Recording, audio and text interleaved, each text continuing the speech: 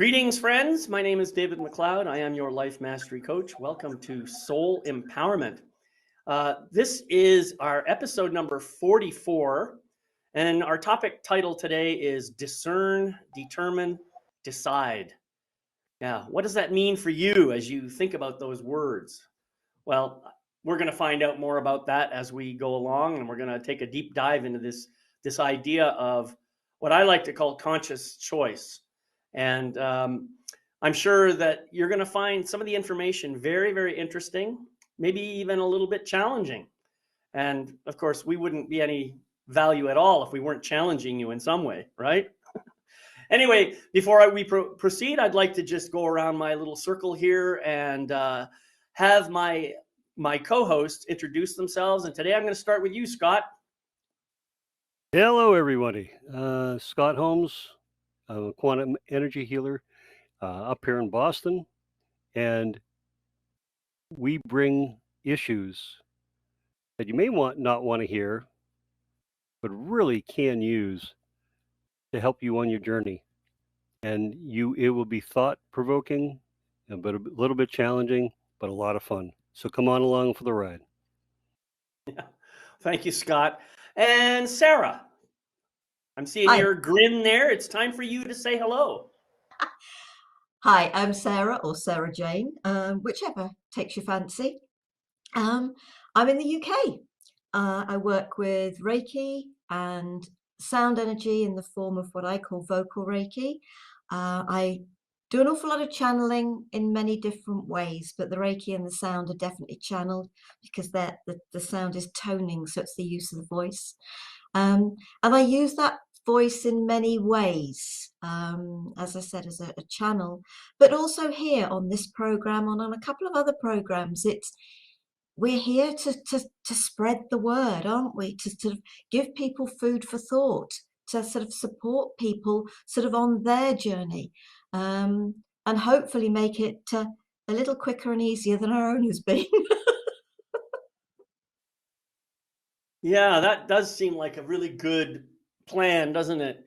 We've learned some things, sometimes the hard way, and we would like other people to learn them without necessarily going through the brick walls that sometimes we had to go through. Yeah, thank you for that, Sarah. Gail, please go ahead and introduce yourself. Hello, hello. I'm Gail Nowak. I'm located in Massachusetts, not far from Scott. And I am on a mission to redefine leadership for those who are destined to be leaders in the new earth. I specialize particularly in guiding new earth leaders to show up, speak up, and shine confidently so that we can all uplift humanity with our own unique magic. And I do that through an energy first approach and healing centered coaching and retreats that transform the way you communicate and connect with your audience. And I'm really passionate about and I stand for soul deep transformation. It's part of the reason why I love this panel and joining my beautiful colleagues here every month, because this is all about soul empowerment and hearing and learning and receiving the wisdom of sometimes our hard-won transformations. So I'm excited for today. Yeah, beautiful. Thank you, Gail. Now you said a phrase with 3 S's, and I was just waiting to dive in and repeat those back, but one of the S's slipped out of my mind. Show up, speak up, and shine. Is that what it was? Yes. Okay. Yeah, that's pretty awesome. I like that. I always like phrases that are alliterative because they tend to be easier to remember, and especially in groups of 3. You know, so in my case, my work is really about helping people to transform their lives into works of art in which they get to experience purpose, passion, and peace. So there's my triple letter alliteration. And by the way, I want to just say for the people who are watching this, every one of us here is a coach of one form or another. And although we don't generally promote ourselves all that much, I would like to just invite you, if you are feeling called to to reach out and ask for some support in some way, we're all available.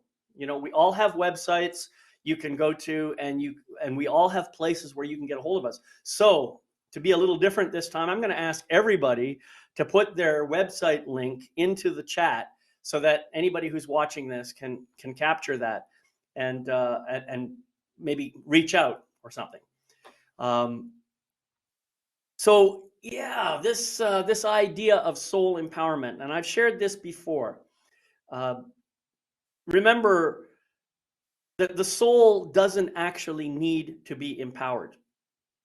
The truth is, all we need to do is get the other stuff out of the way so that the soul can just simply bring forth its beautiful, magnificent, loving energy into the world.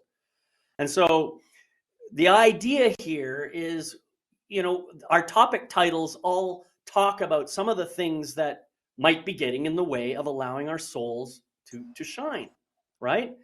And sometimes those titles can be a little provocative. Sometimes they can be maybe a little challenging. But the whole point here is to raise awareness to the point where you understand for yourself when your own ego mind is getting in the way, and learning how to maybe quiet it, bring it down into serenity, bring it down into a sense of being more of a co-pilot rather than the pirate that wants to run the ship, sort of thing.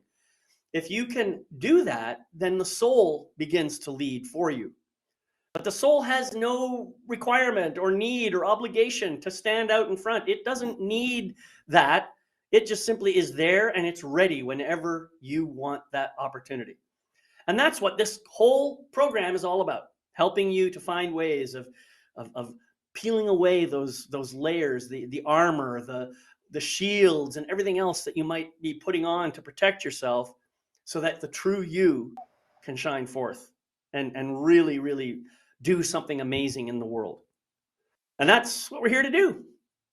So this idea of conscious choice came up during our planning session, and I can't remember the exact reason why it came up, but I know that for me personally, there was some issues going on, and we supported each other and in bringing those issues to some form of resolution. But in the process, we uncovered this idea that sometimes we make choices, or maybe not even choices. Maybe we might not even be aware that we're making these choices.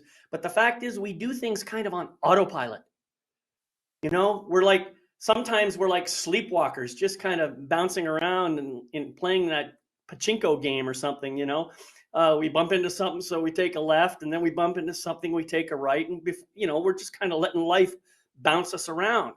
And I know myself, I have gone through a lot of that in my life, and I suspect everyone else on the panel has done some of that too, and maybe you have as a viewer. So that's what we're here to talk about today. How much time do we spend in our lives allowing choices to be made for us?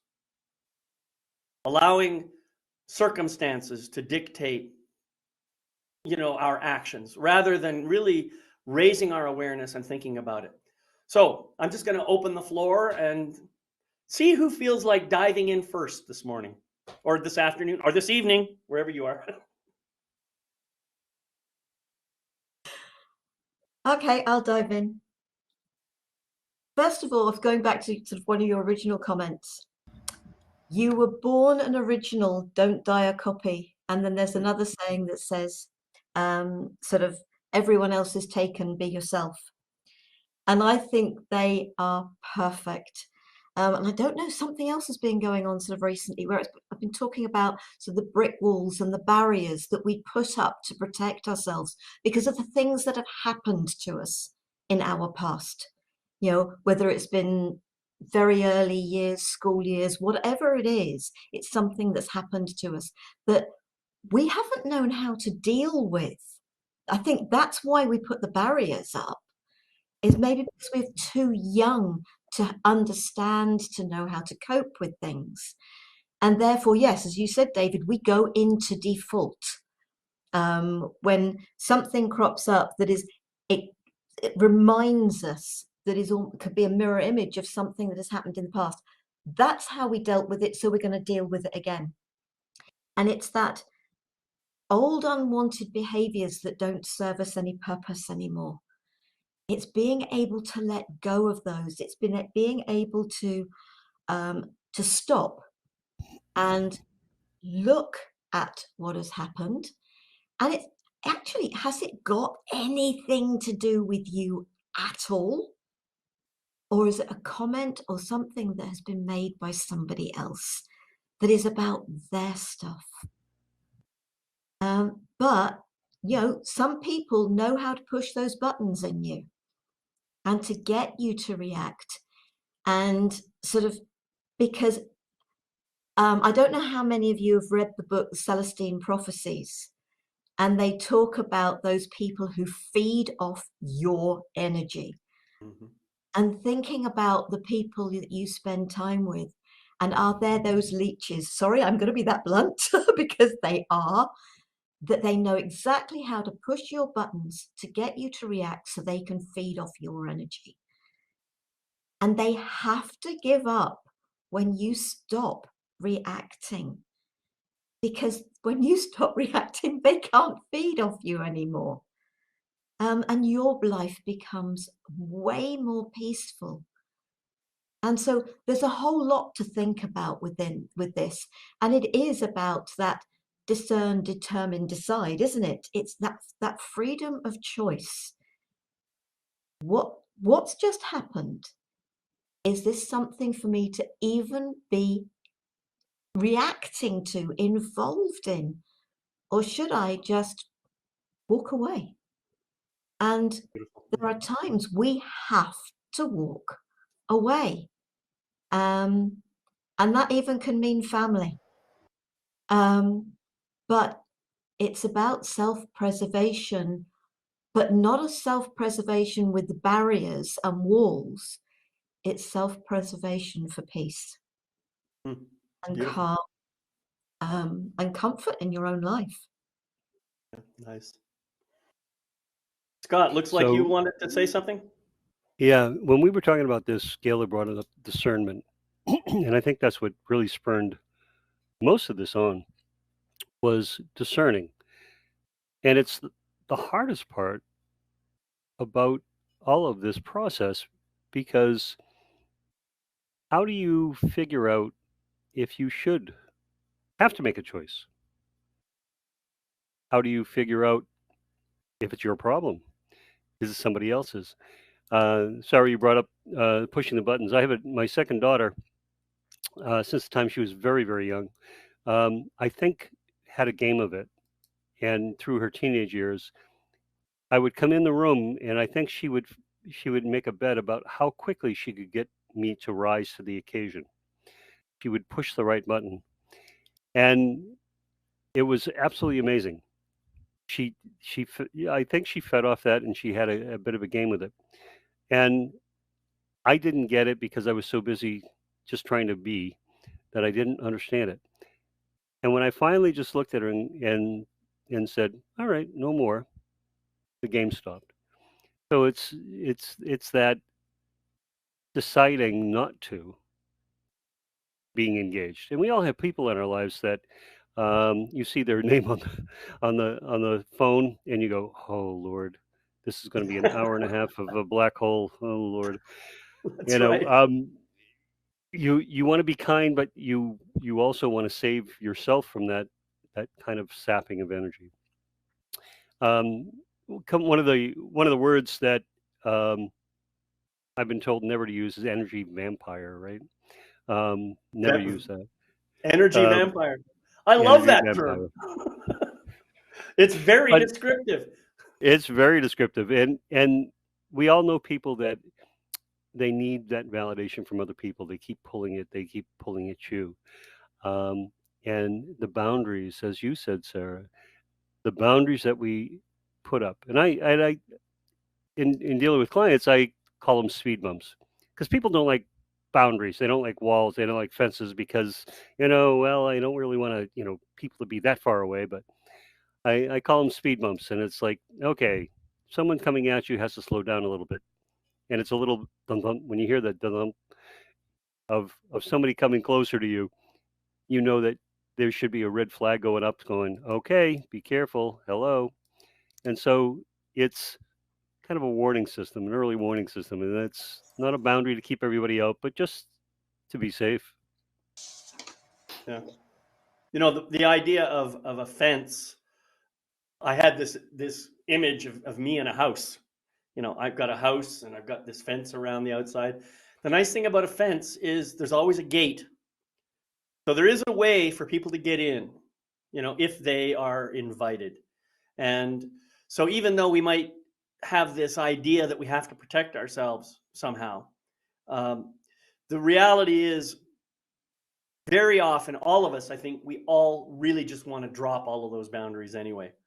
We want to be, because the more boundaries we have up, the harder it is for people to see us.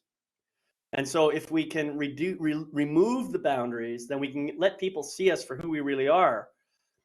And we can stand in our sovereignty and really just share that truth. And hopefully be strong enough within ourselves not to react when people make comments about, you know, the fat belly or the I mean, that's just more to love, really. That's all it is. Anyway, I'm sorry, go ahead, Gail. I wanted to hear what you have to say about this. So I'm gonna hone in on boundaries, and I want to share an experience that I had. I believe it was last summer. I did a horse experience, and it was for me personally. And I was guided to do this exercise on boundaries. Did you And say a horse experience a horse or experience. a course experience? Horse. Okay. With All the right. large animal, yes. Right. So it's in the corral with the horse. His name is Saint. And I was, you know, it's all about having rapport with the horse and leading the horse. Some of my intentions had to do with leadership and boundaries and the topics that we're talking about right now. So one of the exercises was to take this piece of rope and create a boundary with the rope around myself. And then it was to make it clear to the horse where the boundary was. Well, of course, the first go around, the horse just went where the horse wanted to go.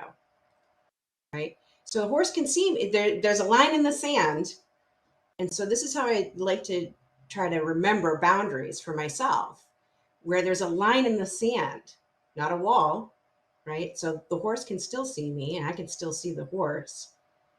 And really, especially if anybody wants to experience this, like I would highly recommend getting in a corral with a horse, because they're highly intuitive animals and you really need energy mastery in order to communicate with them. Yes, you can use verbal communication with them. My whole experience was all about the energy that I was in. And so I wasn't being serious about my boundaries. And it became very clear to me with this horse that he was walking all over them and he was just being himself. Right. And so I got some instruction from the horse's owner and with the facilitator on different things that I could try so that I could feel that within myself. So in addition to this practice of discerning and determining and deciding, it's less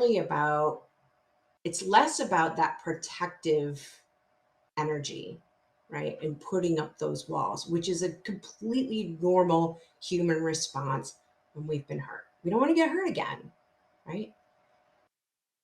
You also cut off opportunity and you cut off life when you live that way.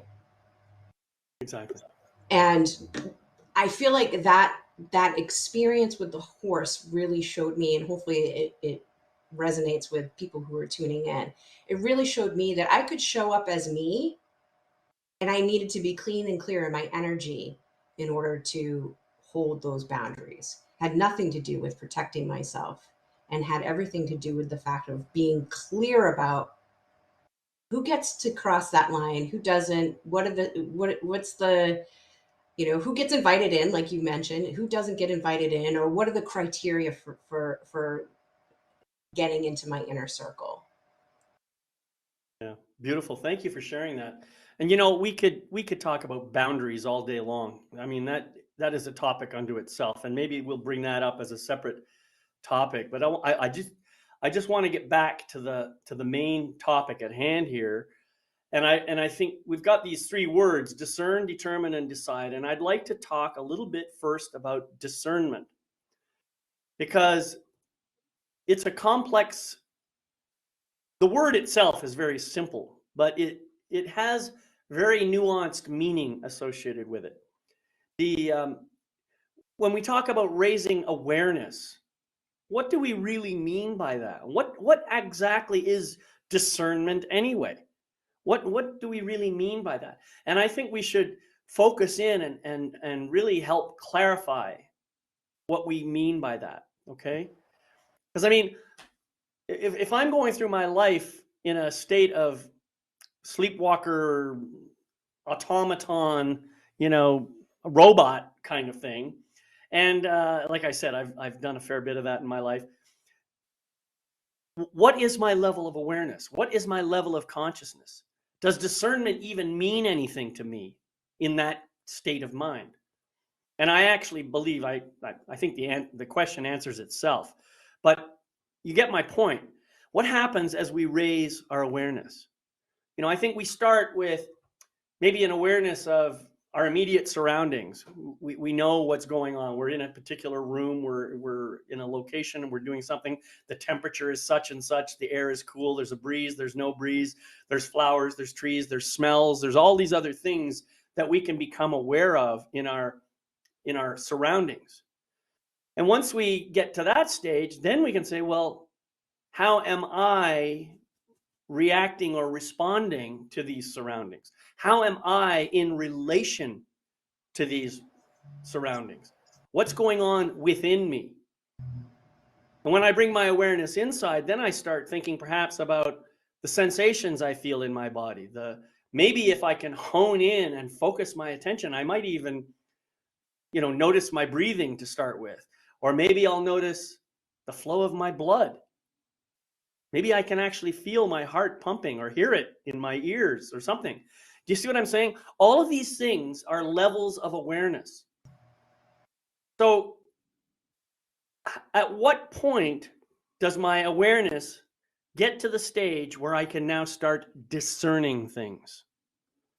That's kind of an interesting transition, don't you think? There's a difference between simple awareness and starting to discern stuff. So let's talk about discernment and what it really means in terms of our process for conscious choice. It's interesting what you're saying about the levels of awareness, because I feel like even even if we're sleepwalking through life, there is still a sense of I like it, I don't like it.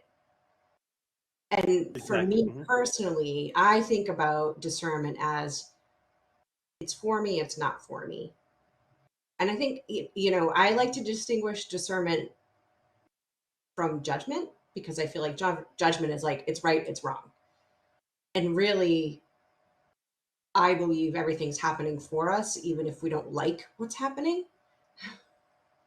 And so at the lower levels of awareness, I think it's pretty safe to say most people have a sense of what they like and what they don't like.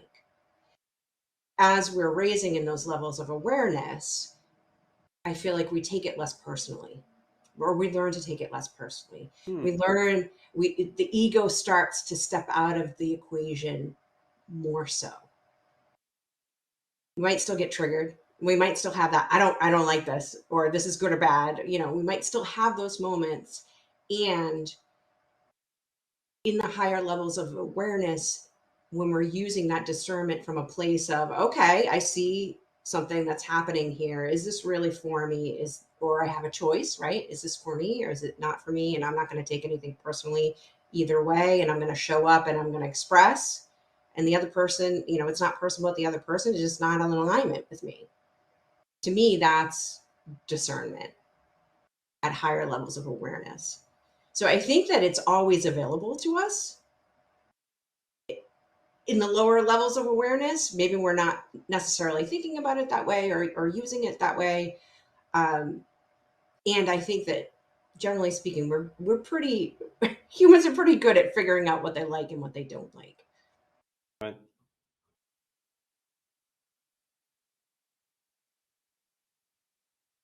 Sarah.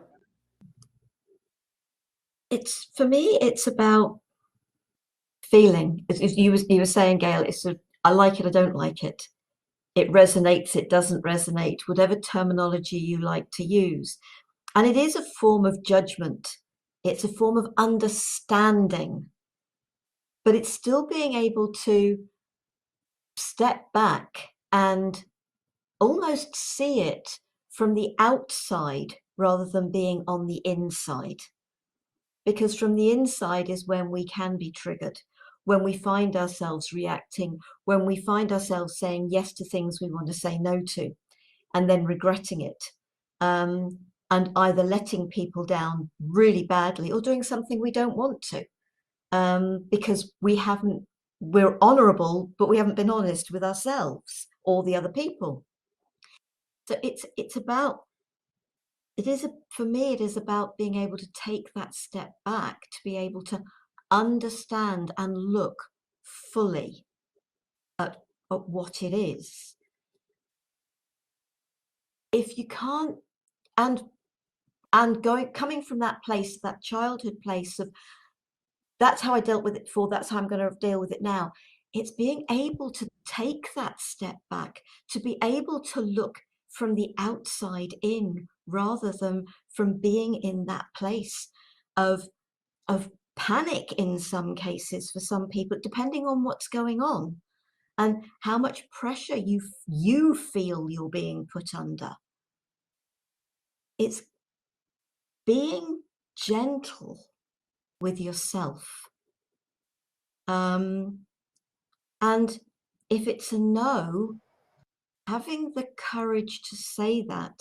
And I really do feel that, as you're saying, Sir Gail, it's life is happening to us and for us. It's not against us. And if we have the courage to say no, that can actually be a major gift to the individual who hears it, as well as being a gift to yourself. And so, yes isn't always the best thing to say for the other person as well as yourself. So when you think about what is right for you, understand that and are honest with that, you can actually be benefiting more than just yourself. Right. Beautifully I think said. that's a really good point, Sarah.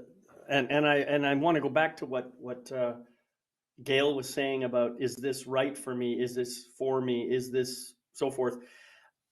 On one level, there is only me, because we are all one. And so that really is the question to ask. But on another level, we can say, what is the greater good? Or, as we posited in a previous episode, what would love do now? And if we can,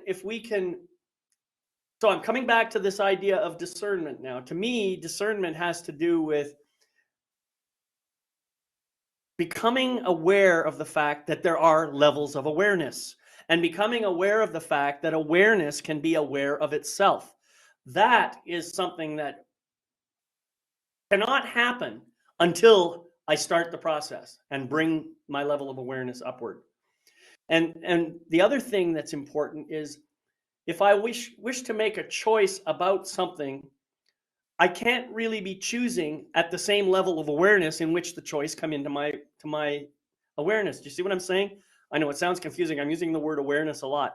I have to elevate my awareness to a higher level and then make my choice from there, because that choice is going to have an impact on the outcome. If there's a problem that I'm seeing, for example, or if something else is happening that I'm trying to deal with, I have to raise my energy level. Okay.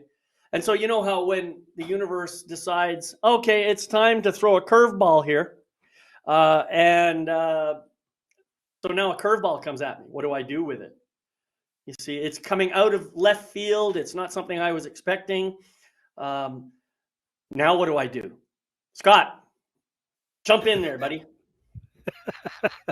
Well, I was going to thank you, and you really brought up that when I hear discernment, and Gail, I when you're talking lower levels of kind of an automatic response, to me that's kind of is deciding the entire process right away without any kind of thought. To me, discernment is subtle, and David encapsulated that very, very well by saying, when we have a situation, if we take that breath, raise our awareness a little bit higher, see it perhaps from a different perspective, to be able to that subtle shift in just understanding that it isn't in the choice that I'm making, in the way that I'm looking at it. It's very you're seeing it as a whole rather than just a part or a reaction. And by the way, thank you for sharing the story about the horse. If anyone out there has done Reiki, if you've ever done Reiki with a horse, you'll understand the amazing earth energy that a horse has. It is one of the most incredible feelings. And when you ask permission and they give it, that's a lot of trust. But the discernment is more of a subtle thing the higher you go, depending on what it is you're trying to work through. And the deciding, and this is our next step. After you look at something, and you have to make a decision, whether it's you have a multiple choice question or a true false, right? With all the complexities that we have that get thrown at us, the deciding. David, you said that there is a definition of decide is to kill all other opportunities. No, that wasn't me. I didn't say that. Someone else said Oh, that. okay. Well, you had said that it can be looked at that way, and that decision, and that's where the judge comes in. I've always found I had to work very, very hard myself at not being judge, jury, and executioner with each and every thing that came in front of me. And so when I took that step back, that judgment wasn't just automatic because I was using my past life experiences rather than what was in front of me and not being present. And so that deciding part is, for me, sometimes the hardest. And that's because when I'm deciding, I'm trying to take into all aspects of the problem I'm trying to work on. I'm trying to see how it's going to affect what is going to happen a year down the road, 5 years down the road, or in the next 10 minutes. And that decision, that kind of judgment call, as we all say, right? Our new earth leaders, if it comes from here, you're going to get a much better answer in the decision, not the hanging judge. It's kind of that judge that really comes at you with compassion and through compassion in that way. I think, first of all, I think what people have to understand is each of us has the opportunity. Choice is presented to us continually in every single moment. That's really what I want to say. It may not always seem like that, but if you pause for a moment and say, what choices do I have available? Or I like to think of them not so much as choices, but options. What are my options right now? And then as I raise my awareness and my discernment and so forth, I can now determine which of those options is best for me in this moment. Now, there may be other options that I can't see right now. They might be beyond my visibility and my current perspective, but that's okay. I still have these options available, and I can choose what feels like the right one based on my level of awareness, my level of consciousness, my level of discernment. And now I can say, all right, I'm going to choose this one. Well, now what happens is there's an instant feedback mechanism, right? Maybe it isn't instant. Maybe it'll actually be down the road a ways. But in any event, sooner or later, I'm going to get some feedback that tells me, oh, maybe that was not the right choice for me. Okay. That doesn't mean I'm a flawed human being or a bad person or anything like that. It means that choice wasn't right for me. That's all it means. So now I am now in a new place. I can now see that that choice didn't work.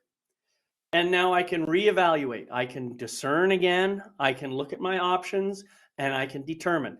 Maybe I'll look and I'll say, you know, this still is the best choice, even though it didn't give me the best results before. But now I have more information that I didn't have. And I might decide to go with that choice again anyway.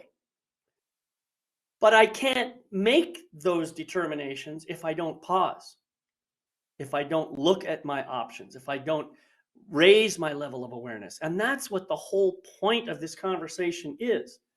Now, that might seem like a lot of work. Do I want to pause in every single moment and make a new choice? Of course not. You know, you're going to, on some level, you're going to trust. You're going to gain the ability, your trust muscle is going to get stronger, and you're going to be more confident in your choices as you get better at this. That's really what's going to happen. And what does confidence mean? It means with faith. That's what it means. So if you do something in a state of confidence, you are doing it with faith that the result is going to be according to your intention, according to what you're attracting into your life.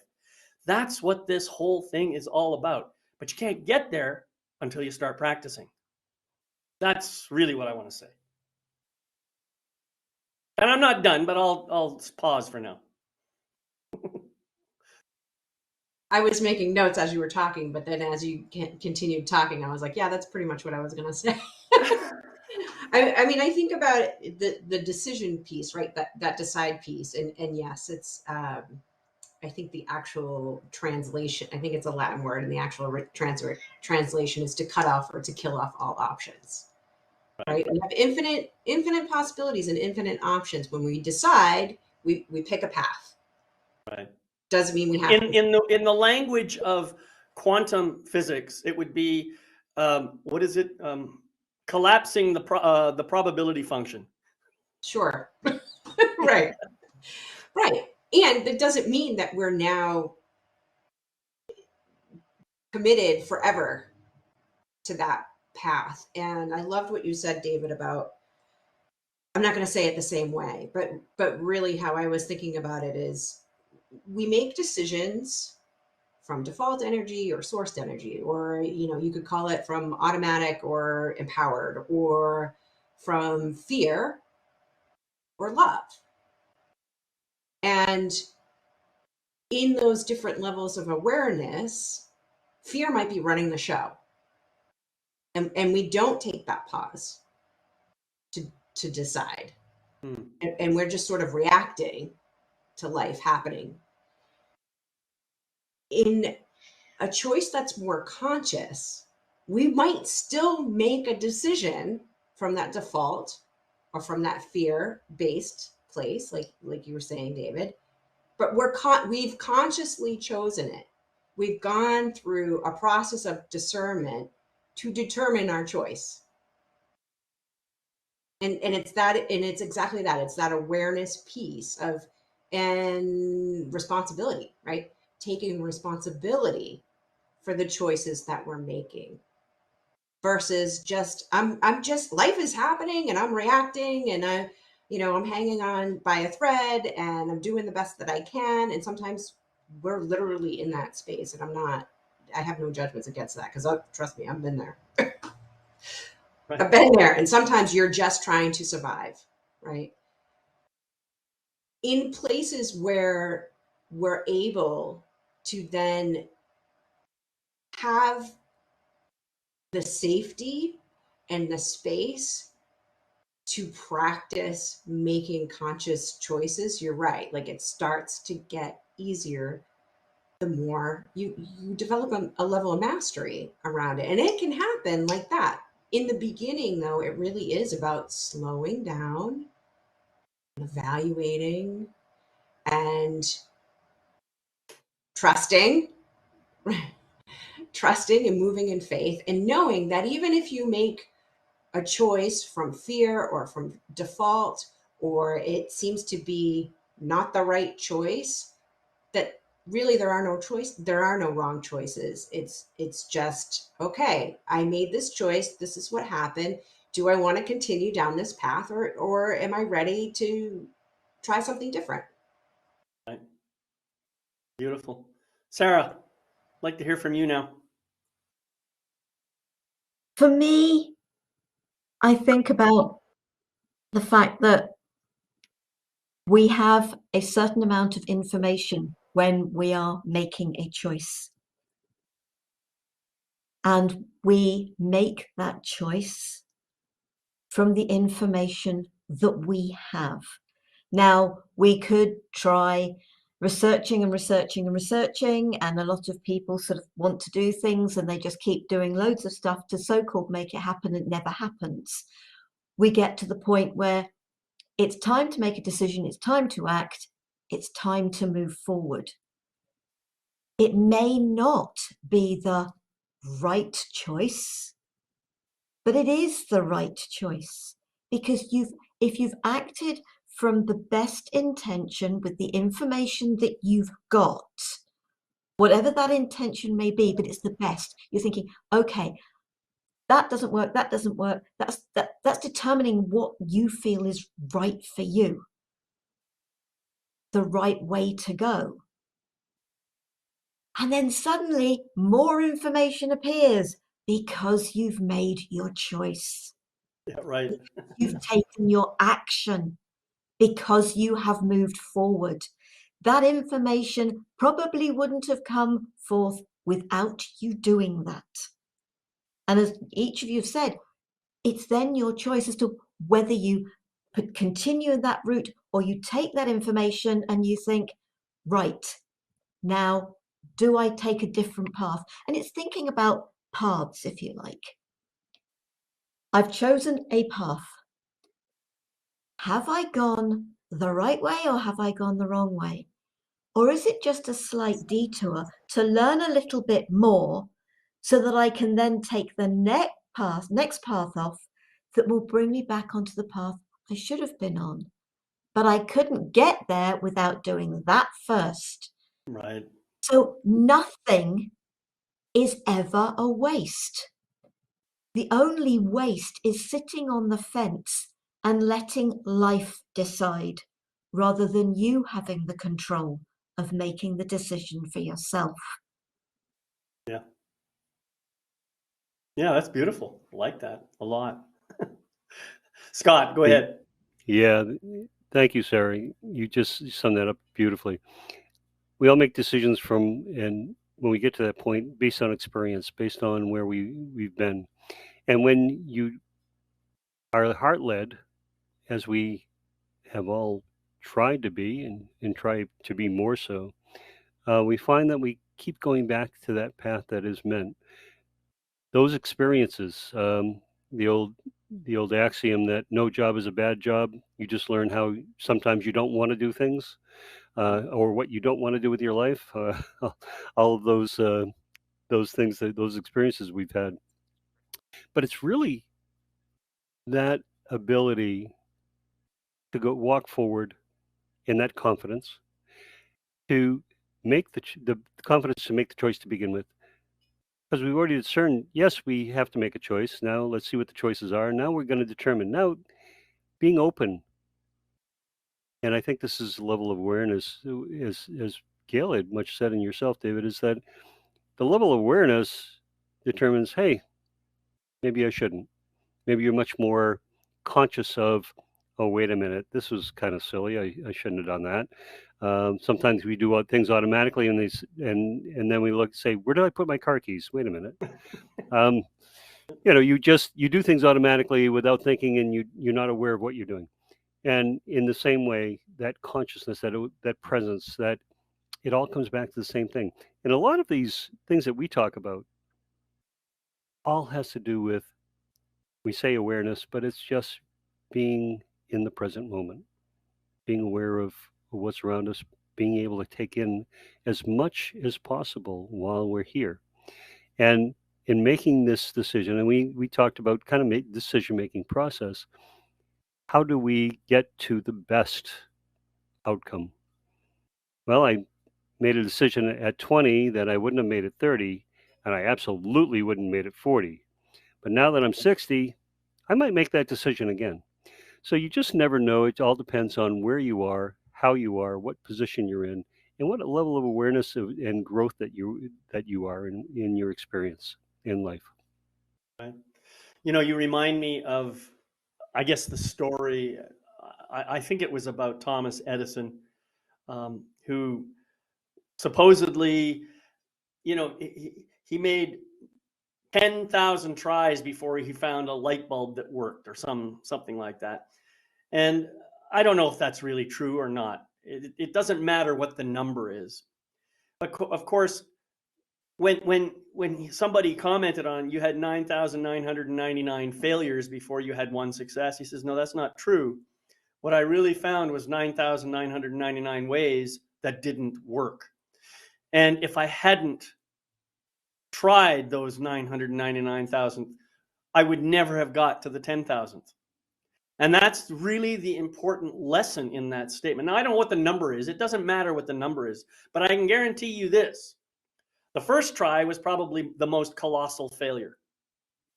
And then he took what he learned from that first try and he tried something different and got to the second try.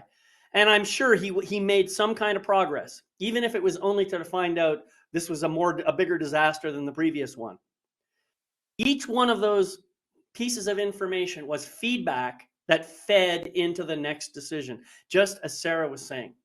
You go down the path, oh, ran into an obstacle, let's see what we can do. Go around it, climb over it, go through it, dig underneath it, whatever you need to do, or even destroy the obstacle, whatever it might be. But you make your choice based on the information that you have now, and every failure, we want to call it that, is another data point. Okay? And so I want to come back to what Gail was saying about responsibility. Every choice I make, I am responsible for the outcome of that choice and for every ripple that comes off of that choice. Every side effect, every unintended consequence, all of it is my responsibility.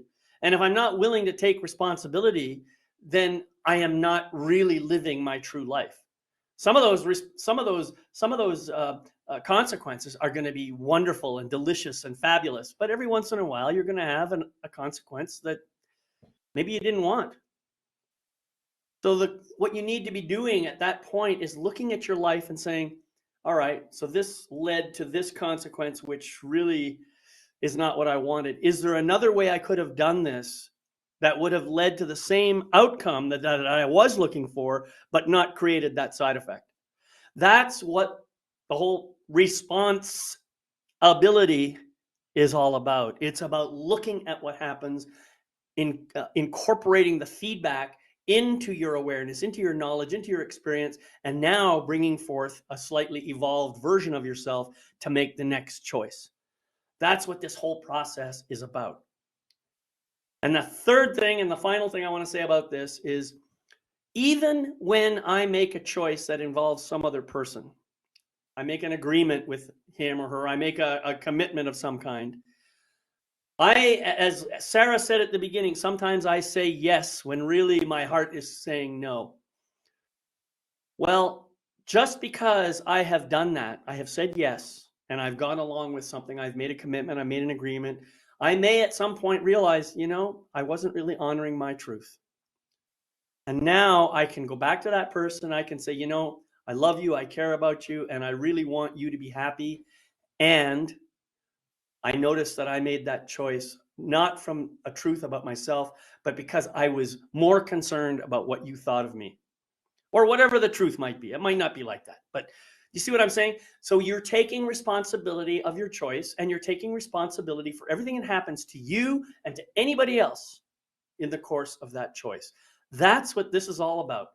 And you cannot have that level of responsibility if you're not working on higher levels of awareness and discernment.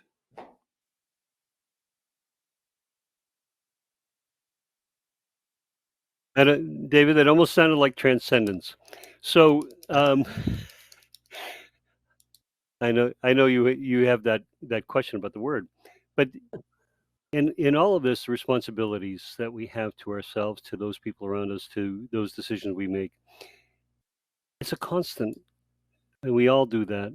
Our life changes, our life situations change, those people in our life change, and it is that ever evolving. And my dad, right before he died, he was always, "Why should I change in how I think or what I do? Because I've been doing the same thing for 60 years. Why should I bother changing?" Well, he taught me the lesson that every single day is changing. Life changes. Uh, my sister believes that nobody likes change. And I kind of raised my hand and I said, well, I do. She says, no, that's not possible. No one likes change. Um, and I accept that change. And what you said, David, about making decisions and being responsible for the outcome and being responsible to yourself. I think we've all made decisions where we look at it and go, oh, crap. How do I get out of this one? I really don't want to go to Aunt May's house and have to sit there for 4 hours while she tells me about all of her doilies. But it's those decisions we make through our life in how it affects everybody around you and your awareness of it, and discerning whether you should do it, whether it really matters all that much, and making that subtle change sometimes in the course along your journey, as Sarah so beautifully put. Yeah, thank you for that, Scott. And I would just like to kind of come back to, again, it's languaging for me. The one thing I like people to understand is you don't have to do anything. You don't have to make any choices. You don't have to raise your level of consciousness. You don't have to do anything. There is nothing you need to do. You are perfect just as you are. And I believe that you have a part of you that really wants to expand and grow and become ever more magnificent in every single moment. If you are going to allow that part of you to come out into the open, then you might have to do some things in order to facilitate that process. But if you don't want to, well, of course, you don't have to do anything. So just bear in mind that everything comes down to a choice. It's not about have to or must or anything. It's about having the opportunity. It's about saying, wow, there's that possibility out there. If I want to, I could reach for that. I could do that. I get to do that if I choose. This is really important for people to understand. Nobody is obligated to do anything. Sure, we have laws and rules and regulations and so forth. Well, technically speaking, you're not really obligated to abide by those, but there will be consequences if you don't, right?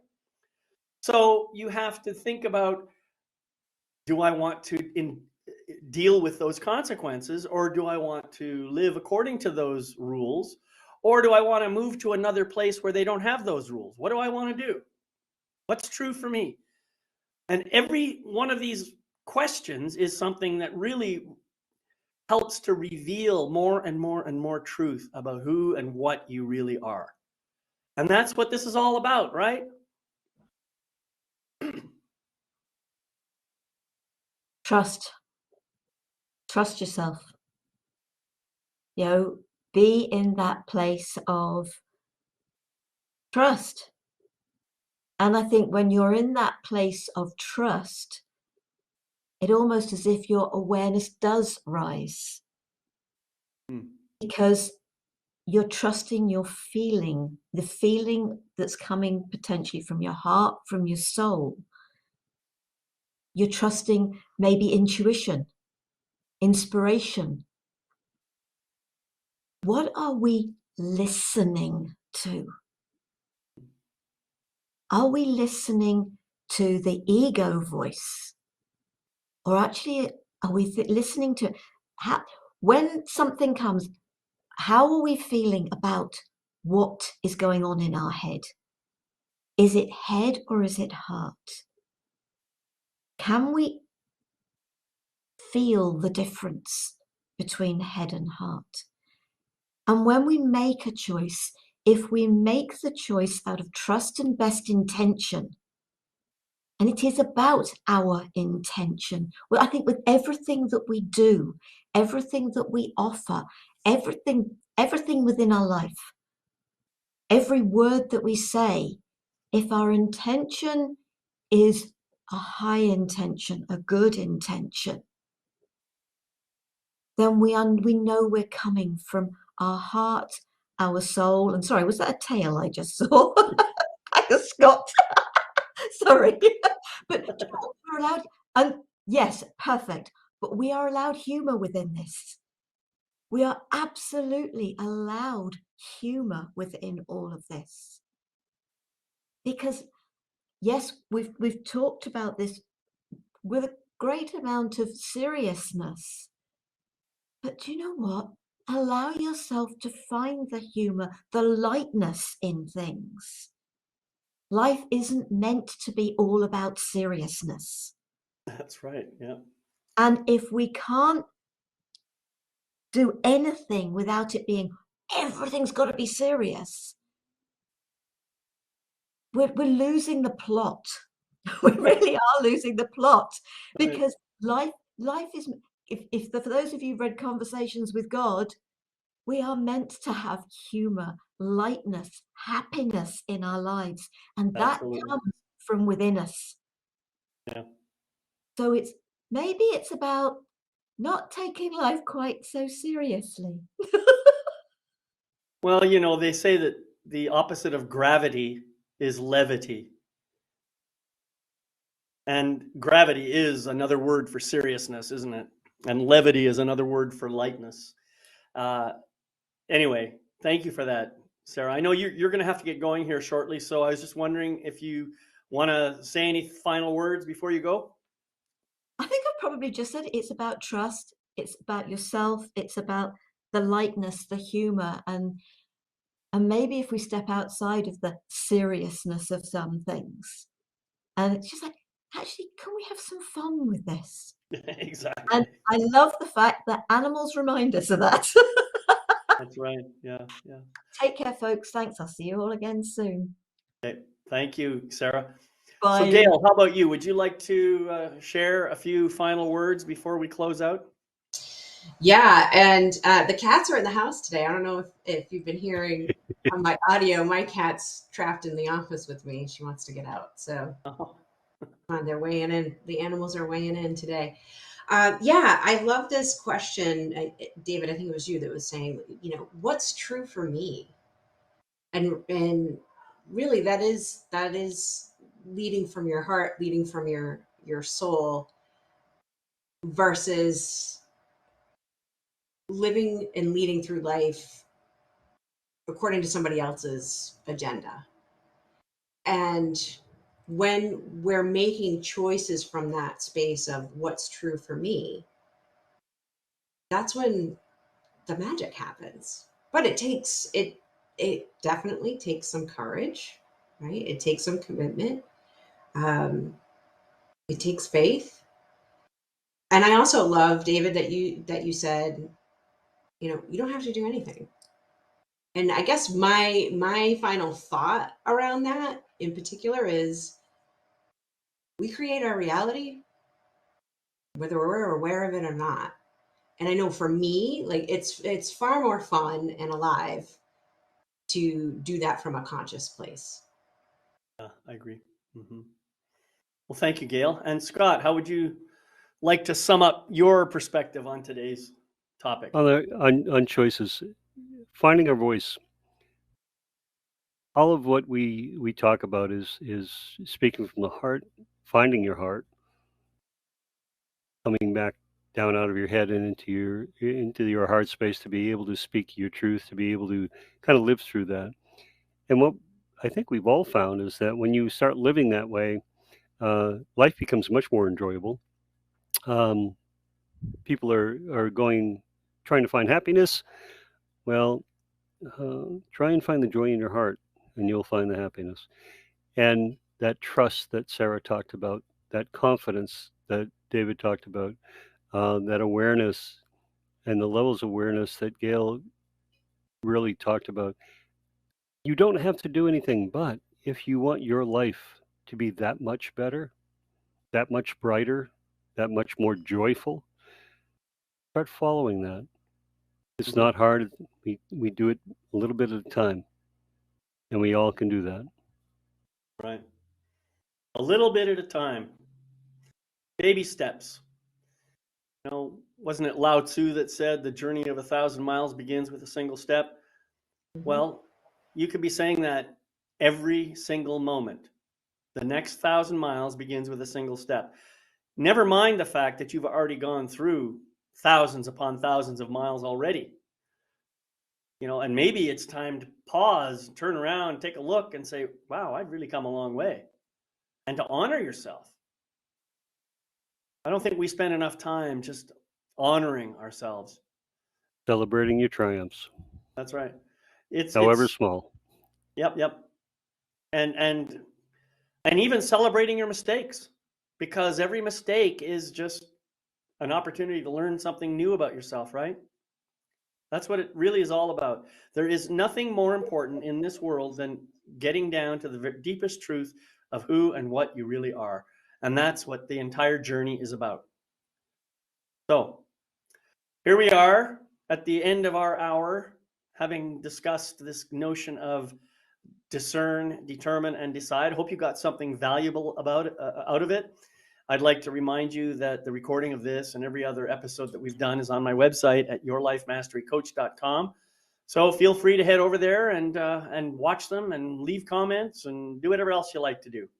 And again, as I mentioned earlier, if you're looking for somebody to support you in your journey and maybe guide you on a particular aspect of your journey, we put all our websites in the chat list there, so you can grab those links and just go and visit and say hello. So I just like to say thank you so much for being with us, and we'll see you next time on Soul Empowerment. Bye-bye.